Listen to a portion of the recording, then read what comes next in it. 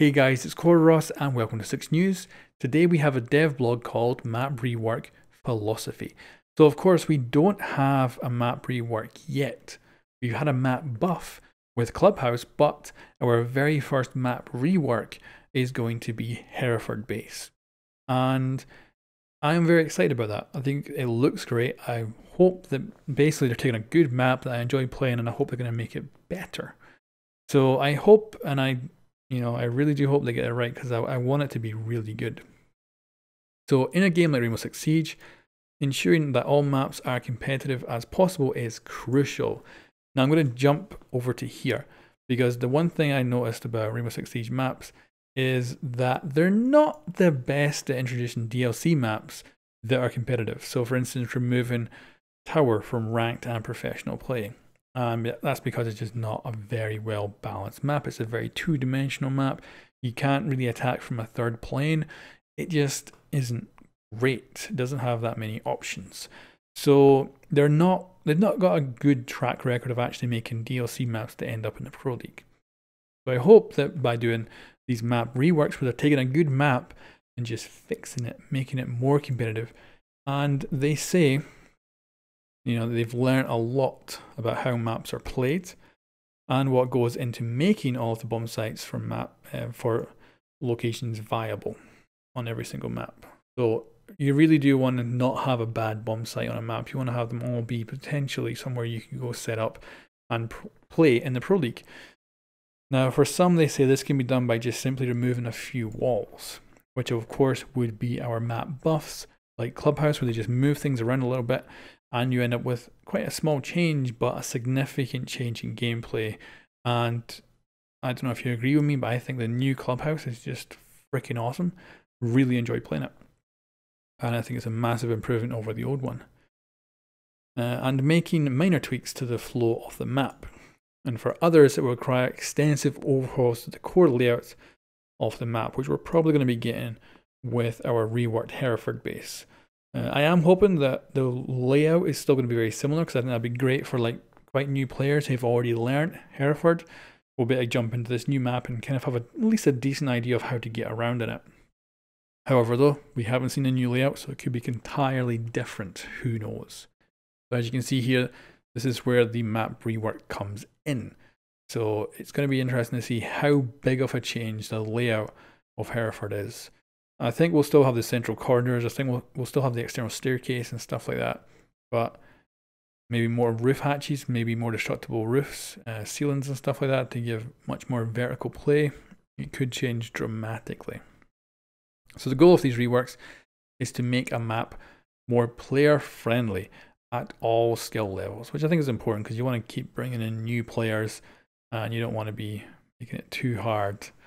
But also ensure that they are balanced as possible. As previously announced, the first map receiving a rework will arrive in Year 3, Season 3, so of course that is Hereford base. And it's probable that the next map rework will not come till next year, and at the most we'll probably get 2. And if they do come, they'll always replace a brand new map. So we'll probably get the map reworks rather than a new map. So this is the first one, and we probably won't see one for another 6 months or so. So it's going to be a long time to the next one. With the map rework system, the level design team heavily alters the landscape to improve map flow. The overall goal of this process is to create more feasible defender sites choices. Our hopes are not to remove the most favorable selections, but to make other choices more practical, leading to a fresh experience. That's pretty cool. I think, and this is why I'm excited for it. It's building on a map that I already enjoy playing, so I think I'm going to enjoy the new Hereford base even more, like how I enjoyed the new Clubhouse more than the original. So additionally, the changes to the layout of the map will open up better possibilities for defenders to move around the map, which is great, as well as for attackers when they are assaulting the objective. Now I think that would probably mean things like more roof panels, more destructible environments, and just different ways to get up and down from different levels to make it so you can move around easier. At least that's what I'm taking away from it. So I would expect with this new Hereford much more ways to go up and down a level than we currently have in Hereford because it's quite limited. So for example, ensuring that players have rotation opportunities and are not funneled through a single choke point to access a portion of the map, as it is part of the interior layout of the map. That means Hereford could be significantly changed. And then they go on here about redoing the visual identity. So the art team has the option, once the map's been kind of figured out, I guess its new layout's been figured out, that they can come in and give it a World War II feel or change it up entirely. There was talk of doing Chalet, but in the summer rather than in the winter. So that could be the reworked Chalet one day. That could be the reworked map for next year, perhaps. So maps that have competitive potential but lack in this area will be the leading candidates for a rework process. So I think that would mean Favelas is off the books for a rework because it's already considered to be not even close to a competitive potential. So unfortunately, I don't think Favelas is ever going to get reworked, which is sad because I actually do love that map. I love how it looks. So that is not a good thing.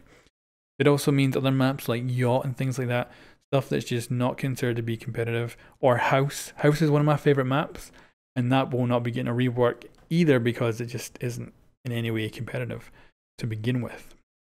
But things like Chalet, and there's probably a whole list of other stuff that's probably very close to getting reworked. But of course, one or two, that's it. That's all we'll get next year is one or two. So we'll have to wait and see.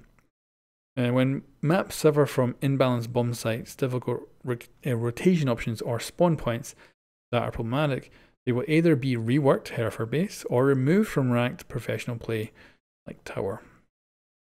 So it's important to note that a map being removed from a playlist does not guarantee it will go through a rework or a buff. This will allow the team to reevaluate the layout and make the necessary changes to improve player experience. So there we go, guys. So of course, this is the map reworks. There's also the map buffs. So we're supposed to be getting, if it all works out fine, we're supposed to get a map buff every season if they manage to do it. So we could see the rework of Hereford base this season, but we also could see a little map buff as well. And that would just be like moving a few walls, adding a few corridors or something to a different map. But is that going to be the case or is it not? We'll have to wait and see. And we'll have to wait and see potentially for the next roadmap as well to see what maps will get reworked next year. Anyway guys, thanks for watching and I'll catch you next time.